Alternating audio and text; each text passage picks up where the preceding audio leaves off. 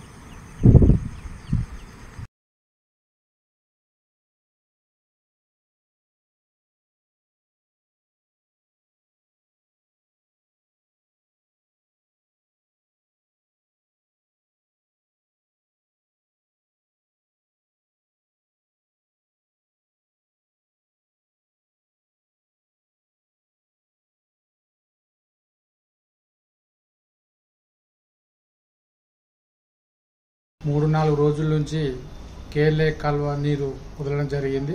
అదేవిధంగా వెల్లండ శివారు, లచ్చపురం అనే శివారులో గల ఇప్పటికీ పలుమార్లు తెగడం జరిగింది.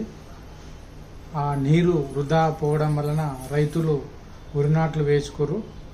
త్వరగా ఆయకట్టుని పూర్తి చేసి కట్ట మరమ్మతులు చేసి రైతులకు వాటర్ని ఇవ్వాలని కోరుతూ మేము డిమాండ్ చేస్తున్నాం ప్రభుత్వాన్ని. పలుమార్లు పదే అక్కడనే తెగుతుంది.